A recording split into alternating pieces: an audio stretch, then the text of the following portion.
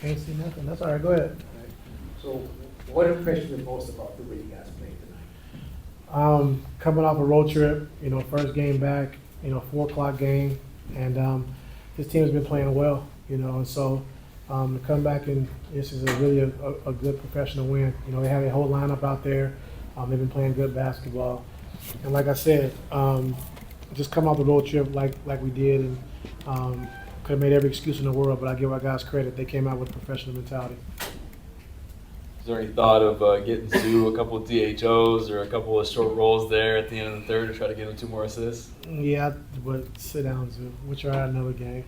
But no, he did a good job. Like I said, he's really become really elite in that pocket when he catches the ball in the short roll and making the right pass. Even on his post-ups that come to double, he's doing a good job of taking his time, making the right pass and making the right play. And so he's only going to keep getting better. But I give him credit for what he's done. What do you think that does for you guys? What does it open up for you offensively? Obviously, we know what James can do, what Kawhi can do, but do you feel like that is a new element of your offense that has maybe kind of emerged this year?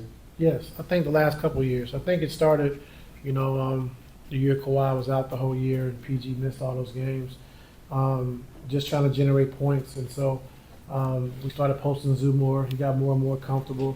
And it got to the point where we knew we could throw the ball down and trust him. And so he's gotten better each year.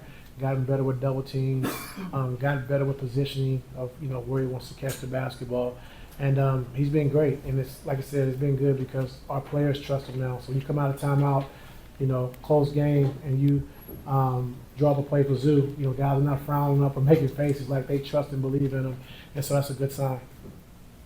Ty, when you look at James, and obviously he's been on a good role for you guys here, but just looking at his career as a whole, from started as a 6-man, just doing a bona fide scorer in Houston, and now he's scoring, facilitating, doing everything for you guys. That's kind of that system he said he was.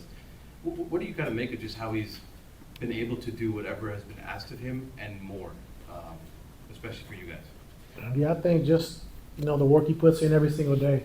When you lead the league in scoring and then you come back and lead the league in assists, like that just says a lot about who you are as a player. He's a hell of a player, and we all understand that. Getting him last year, really changed us, took a lot of pressure off of Kawhi and James. Kawhi and PG to have to make every single play and then defend on the other end. So I thought with him coming in last year, just controlling the offense, getting guys easy shots, running the floor of the offense, really allowed those guys to be, really efficient. And that's what he does. That's what he brings. And then with PG gone and with Kawhi being out most of the year, we needed him to score more, and so he's been able to do that. So whatever you need of him, he's able to do. Coach, Norm, first game back since the second there, kind of had his struggles and was trying to find his way.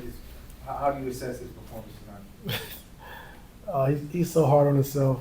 He wants to play great because of all the work he puts in, but when you miss almost a month, the season. It's hard to get back in, especially your first game. It's going to take you, 4 or 5 games to kind of get your flow and get your rhythm.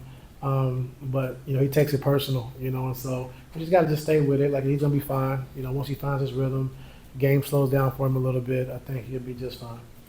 Ty, have you noticed over these last couple of weeks that Kawhi is, playing with a little bit more force than he was when he first came back and kind of looking to get into the paint even more than he was in the early stages of his return? Yeah, for sure. He's trusting it more. I think he's feeling more comfortable. Able to pick and choose his spots where he wants to catch the basketball, and he's confident in those areas. And the big thing for us is just trying to get this second unit, which they play with a great pace, great flow, but just what we want to run and how we want to run it, and just being really good at that. That second unit with Ben and Bogey. I think Nico coming off the bench, Kawhi when he comes back. With that second unit, and just getting, a great flow and a great chemistry with that second unit. Coach, you guys won 6 of the last 7. You guys have 14 games left. You spoke to obviously about you guys marching for air being so small. You guys on the outside looking in, what's it going to take for you guys to finish this off strong, to put yourself in position to be in those top 6? We just got to take care of ourselves. We can't worry about the teams ahead of us or behind us. Like, just continue to keep playing good basketball, getting our guys healthy. Being good on both sides of the basketball, which I think we've gotten back to defensively. Offensively, we're going to figure it out because we have the talent to do that. and just take care of ourselves. However, if it's 6, if it's 7, if it's 8, whatever we got to do to get into the playoffs, that's what we're going to do. Ty, what do you think went into Charlotte struggling so much to shoot the ball, especially from three? They only made 6 out of 33 threes. Like, how much of them just missing? How much do you feel like was something that your defense was doing to affect their percentage and their ability to make shots? The first